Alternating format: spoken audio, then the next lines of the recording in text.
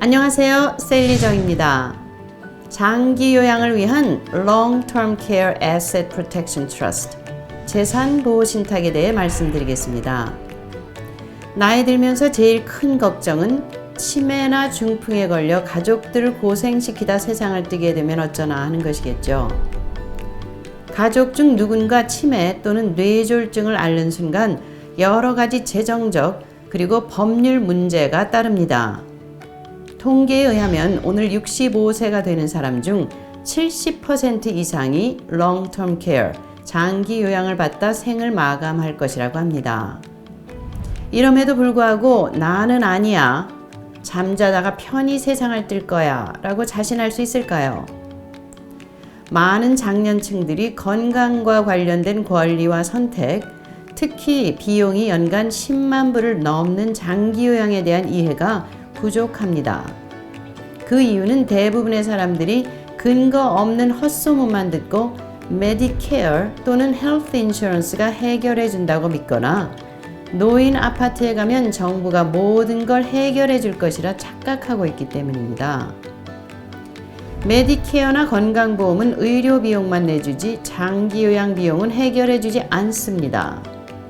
예를 들어 김 씨가 스트로크로 쓰러져 입원하면 메디케어에서 몇 주 정도는 해주는 경우도 있지만 더 이상 낫지 않고 5가지 일상생활, 즉 식사, 목욕, 탈의, 거동, 화장실 가는 것 중 2가지 이상을 못하게 되면 long-term care가 필요하다고 진단되어 그때부터는 개인이 부담하거나 자격이 되는 사람만 메디케이드가 해결해 줍니다.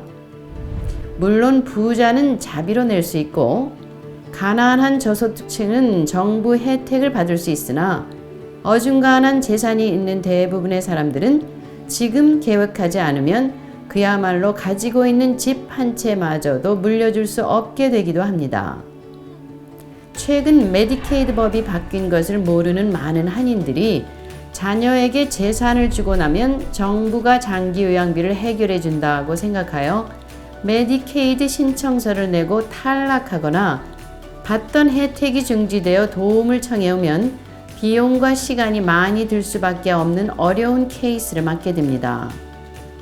또한 어떤 경우는 불법 혜택 수혜자가 되어 벌금을 물거나 심지어는 형사처벌을 받게 되는 경우도 있습니다.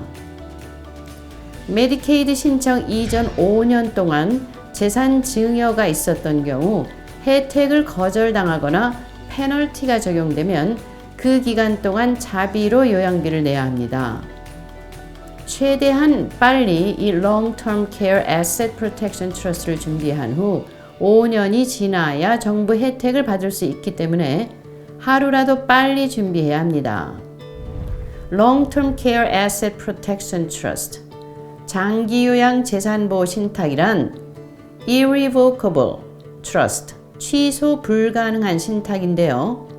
정부 혜택을 받기 위해 재산을 다 자녀에게 주거나 써버리는 대신 이 트러스트로 장기 요양으로부터 재산을 보호하고 또한 정부가 별세한 사람의 상속 재산을 통해 혜택을 준 만큼 집 등을 팔아 회수하는 절차인 Estate Recovery, 유산 회수에서 면제되어 자녀 등에게 물려줄 수 있게 합니다.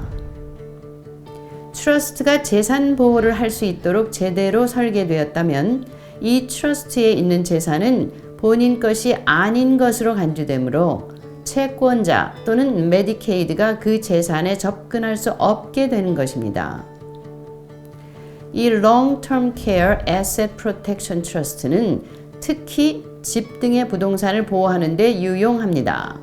물론 현금 또는 투자 계좌도 이 트러스트로 보호할 수 있지만 부동산인 경우 가장 큰 이득을 볼 수 있습니다. 이 트러스트를 설립하면 정부 혜택은 물론 집에 대한 권리를 유지할 수 있고 살아있는 동안 혹은 요양원에 갈 때까지 집에 살 수 있으며 Capital Gains Tax, 양도소득세 등의 세금 혜택 등을 받을 수 있습니다. 도움 필요하시면 312-982-1999로 연락 주십시오. 감사합니다.